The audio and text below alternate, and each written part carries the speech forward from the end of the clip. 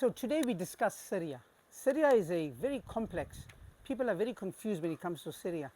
When it comes to Palestine, we were united as an ummah, and we knew who the enemy was, we know the Zionist entity, and things were clear for us, and things are clear for us. When it comes to Syria, the ummah is divided, unfortunately. And I thought, let me just give you a brief overview of what's actually happening in Syria. So we know the attempted regime change in 2011, 2012. We know that. We know that this was a NATO-inspired regime change. West, Israel, Mossad were all involved with this, with Turkey, with Qatar, with Saudi Arabia. This was a plan to change, to get rid of Assad. That is what actually happened there. And, you know, the thing is, I am not here to defend Assad. Assad is no better and Assad is no worse than any of the Gulf leaders. But he's better in one sense. He is not a puppet of the West. He is not a puppet of Israel. He is not a puppet of the Zionists.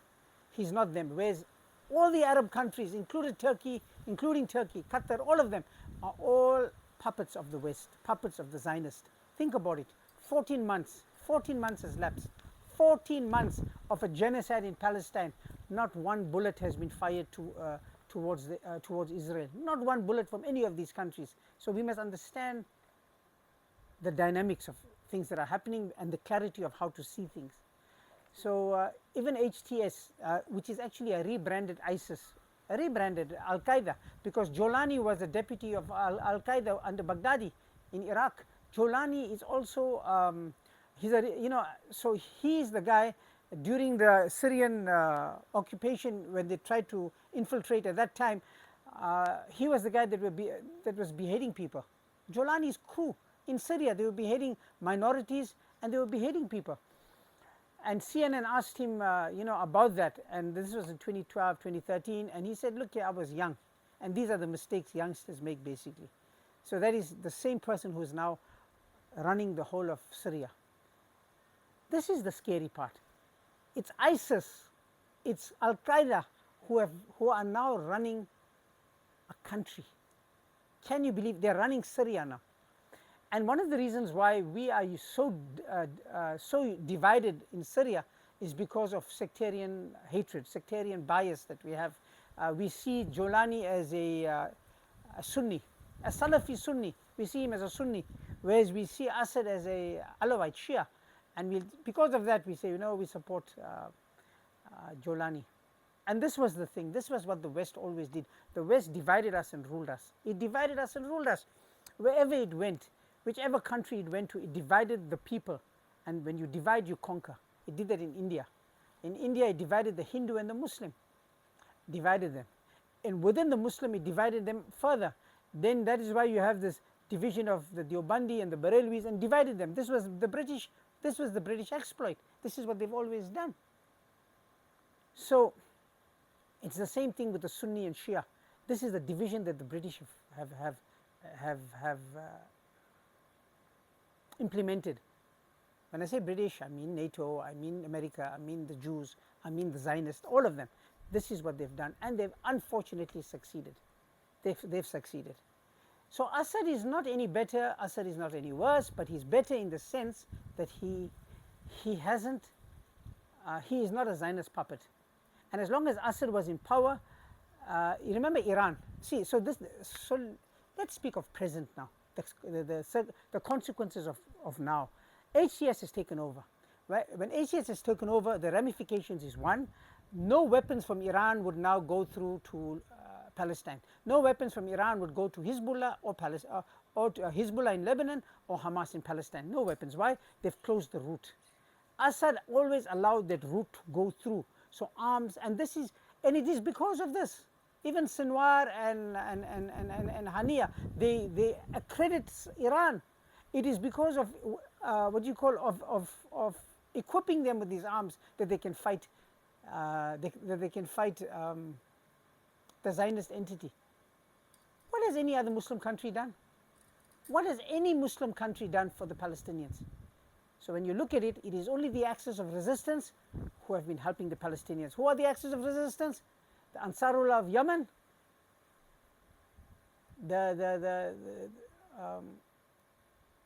so the Ansarullah of Yemen, the factions from Iraq, Hezbollah in Lebanon, and Iran.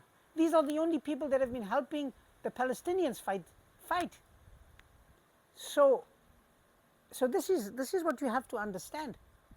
And as long as now, well, we know now that they've taken over, so there's no, for now, temporary, inshallah, it's not going to be permanent. But for now, the routes, the weapon routes have been closed.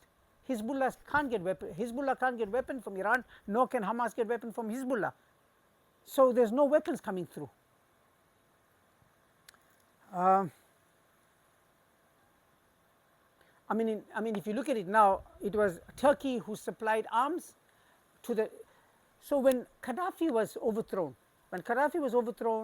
people asked, where are they getting these arms from? Where are the terrorist HTS getting these arms from? Well, when Gaddafi was overthrown, Britain took the arms from the Libyan military, from Libya, and sent it all to Turkey. When he sent it to Turkey, Erdogan took those arms and smuggled it into Syria to arm the terrorists, to destabilize Syria, to arm Al-Qaeda, arm ISIS, to arm them. So this is where a lot of this comes from. So this is the dirty game that Turkey has been playing. Not only has it been playing this game for 14 months during the genocide, right till now, Turkey has not broken economic ties with Israel. Hasn't broken economic ties. Turkey still supplies oil, gas from Azerbaijan through Turkey, and Turkey supplies Israel. Still, Turkey still supplies the army boots of the Israeli army. Turkey still supplies those boots. And yet we claim that Turkey is our Sunni savior of the Sunni world, the resurrection of the Ottoman Empire. No, it's the resurrection of the NATO Ottoman. And this is what Turkey speaks about, the Ottoman. But he's not telling you it's the NATO Ottoman supported by Israel, supported by the West. Turkey has always occupied the northern part of Syria. And this is what happened. The first invasion, when they invaded, Iran and Russia supported Syria. And when they supported Syria, they drove the terrorists to the north of Idlib province. And this was when a treaty was signed between Russia and Turkey, that Turkey agreed that they will instruct their proxies, the terrorists, ISIS, not to attack Syria. But Assad knew, and well, even Russia knew, Putin knew, but Putin wanted him to leave NATO, wanted Turkey to leave NATO. Turkey will never leave NATO. Turkey is a NATO country. Turkey will do everything that benefits Turkey and NATO and the West, in extension Israel and America. That is Turkey's role. Irrespective of what you hear him say, he's known to be a liar. Erdogan is a liar. We know that. Qatar is the one that supplies all of the finance to equip the terrorists. Qatar has been supplying this from day one, from the first inception of the attempted coup. Qatar has been supplying, Qatar is still supplying now, Qatar and Turkey. So we have to understand that. Right now, America, well, from 2012, America has been, right till now, America has occupied the northern part of Syria, which is rich in oil. So America has the monopoly of Syrian oil in its hand. So the Syrians don't benefit from this, but the Americans benefit out of this. America has got fertile agriculture, Syrian agriculture, also in its hand. Then Trump in 2017 imposed sanctions on Syria. So can you see that all of this accumulated has broken the back of Syria? Always ask who benefits. Qatar wanted to pump its oil from Qatar through Saudi Arabia, through Syria, to Turkey, and then to the West. But as long as Assad was there, he refused. He refused because he knew this was a NATO pipeline. It was a Western pipeline. So now they can do it because Assad is gone. So now they can pump the oil through. The other thing is the Sykes-Picot. The Sykes-Picot divided the Muslim world. They made small nation states. But it didn't end there. Now what they plan to do is they balkanize. What they want to do is they want to divide Syria now.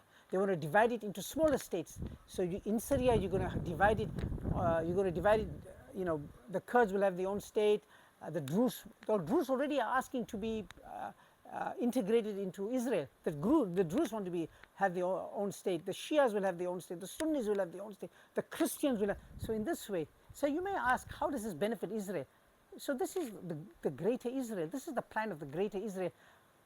From the Tigris to the Euphrates, this is what they want, the greater Israel. How do you do that? How do you conquer these lands? Divide them, divide and conquer, make smaller nation states.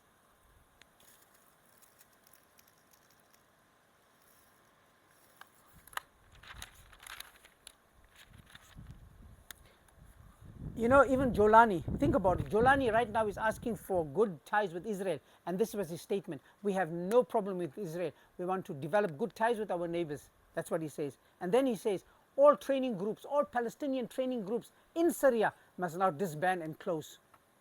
This is it. What more do you want to know? Al Jazeera plays a cunning game. Al Jazeera remember, Al Jazeera is based in Qatar. So they play a very cunning game. Qatar is on which side? Qatar is supplying all of this. Qatar is helping the West. Qatar is helping the Zionists by supplying arms to the terrorists. We know that the terrorists are proxies of the Zionists. So in Qatar, we give credit where it's due. Al Jazeera does a brilliant coverage of the Palestinian struggle and the Palestinian conflict and the Palestinian genocide. It does a very good, coverage of that. Remember, initially when Al Jazeera started, British journalists and all of them came on board. But what it does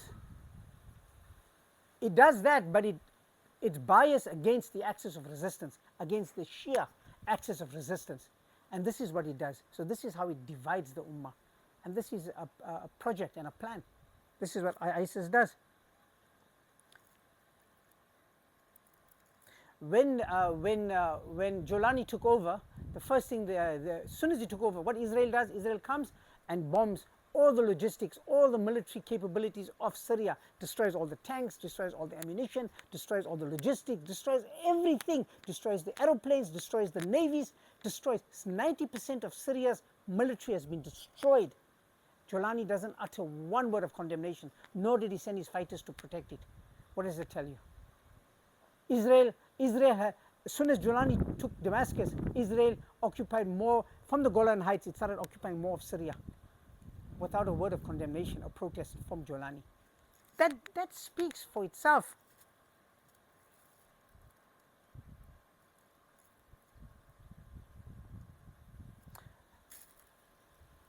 I'd like to end this by saying this.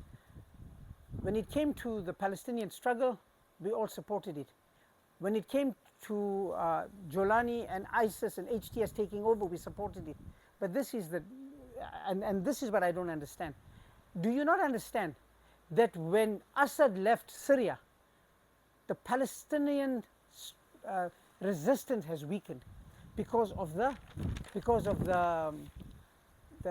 routes have been closed for ammunition. The army, the military, all of that has been closed. There's no ammunition coming through. Do you not understand that? So how do we, and yet we praise Jolani and ISIS, yet they have not, as I mentioned, they have not shot one bullet towards Israel, not one. Not one bullet. They've not helped Israel. I mean, they've not helped the Palestinian cause at all. Like every Sunni country, which country has helped the Palestinians and has helped Hamas? None of them. So let not sectarian bias and sectarian hatred come in our way of seeing things as they really are. As I've said, Assad is not perfect, but what has replaced him is far worse.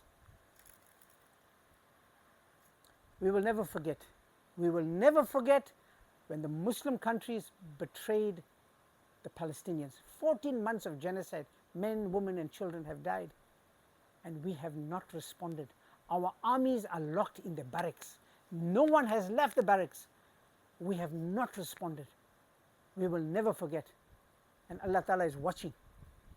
But Allah says they shall plot and they shall plan. But Allah is the best of planners. Thank you. Assalamu alaikum.